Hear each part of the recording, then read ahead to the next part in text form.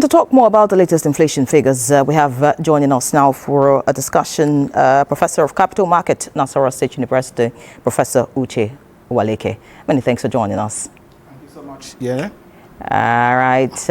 Inflation has continued to slow, recording 18.02% from 20.12% in August.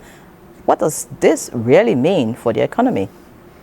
Of course, it is cheering news that for 6 consecutive months now, we have witnessed drop in inflation rates, disinflation, as it were.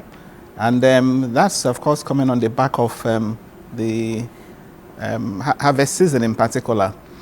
This one is, the result is something that the common man can relate to in the sense that the major driver, was food, food inflation. Just as you read out there, prices of food items, actually dropped. Talking about beans, potatoes, tomatoes, and the rest of them. So the common man can actually relate to the fact that prices of these food items, dropped. And that's also why, if you check that report, it talked about deflation. As a matter of fact, deflation is where you have negative inflation rates.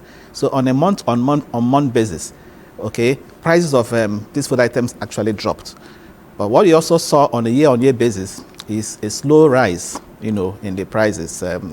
Compared to this time last year, September last year, for example, prices rose by, food prices rose by, on the average, 18%. But again, if you disaggregate that, on month, the fact remains that for certain items, on the average, their prices actually dropped. That's why you saw those negative, numbers. And again, it's also important to observe that the stability we recorded in the exchange rate, or the naira appreciation, if you like, we witnessed in September, had a positive impact on the core inflation element, which now stands at below 20%. So I think it's remarkable, and I think it's something that needs to be sustained.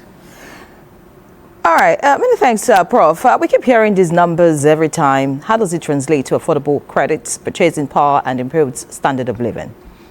Yes, I've said it. This one in particular is something at least you can relate with. If you go to the market today to buy potatoes, for example, you end up buying it at a lower price. So we need to continue to push for lower headline inflation, particularly the food component that affects the common man. The central bank's target of 9%, is still, if you look at where we are today, we are still far off. So inflation remains high, inflation rate remains elevated.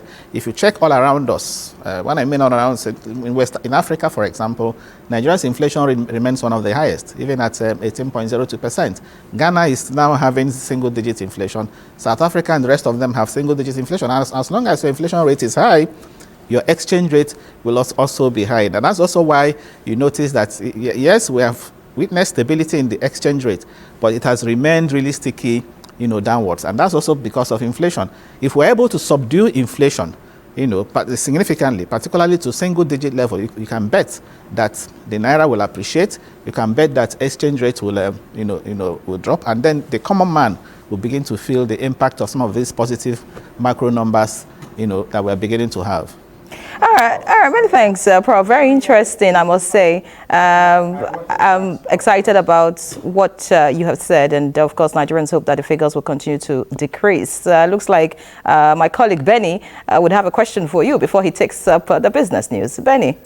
Yes, Prof. At this time, I want to know, what are those indicators to grow with to ensure sustainability at this point? Yet, you mentioned if inflation is slowing down, we expect the cost of credit to also reduce. Yes, the central bank in their last monetary meeting reduced by 50 basis points. What should we be expecting going forward?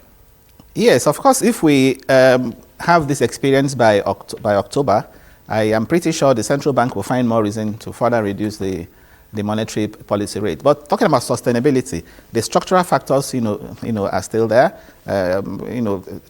Transport challenges, the issues of insecurity, and I'm happy that with respect to insecurity, something would appear to be, the government would appear to be addressing that.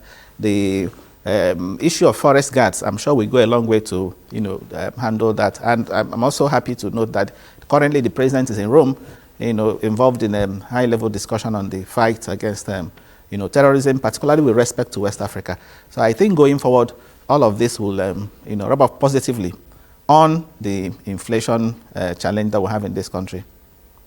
All right, many thanks, Prof. It's indeed great speaking with you this evening on News Extra. I must say, just as the figures are dropping as far as inflation is concerned, you have also dropped the suit to take up the Babariga.